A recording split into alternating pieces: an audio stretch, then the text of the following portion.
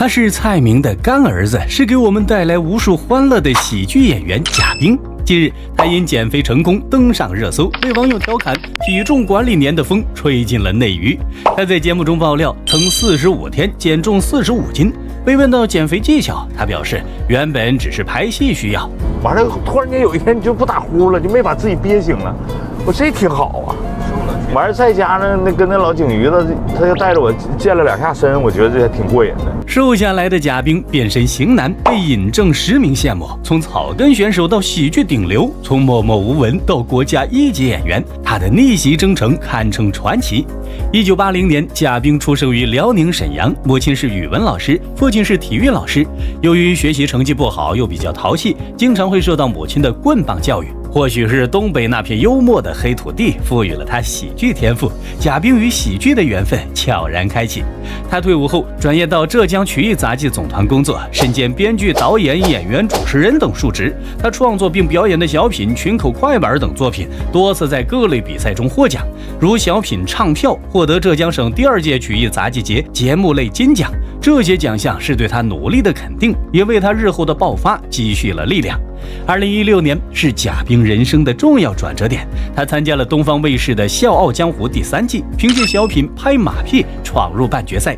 在这个舞台上，他以独特的东北幽默风格和真实自然的表演，讽刺职场不良现象，给观众留下了深刻印象，以喜剧演员的身份正式进入大众视野。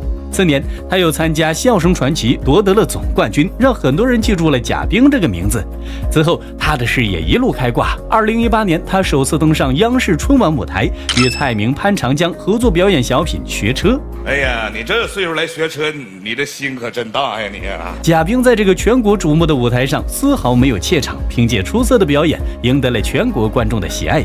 除了小品舞台，他在影视领域同样成绩斐然。在徐峥执导的《囧妈》中，他饰演的列车员操着一口东北话，举手投足间都是笑点，成为全片的笑点担当。在电视剧《狂飙》中，他饰演的徐江更是让人又爱又恨。他把徐江的狠厉、嚣张、搞笑等特质完美融合，一个眼神、一个动作都能让观众看到一个鲜活的黑老大形象，也让观众看到了他作为演员的多面性。贾冰还拥有一手好厨艺，在综艺上做饭让大家赞不绝口。生活中的他也很随和，与妻子十分恩爱。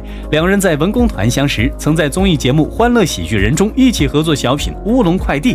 贾冰能够减肥成功，离不开妻子的支持。端午节假期，贾冰妻子在社交平台发文，恭喜我家又多了个瘦子，被网友质疑有没有上科技。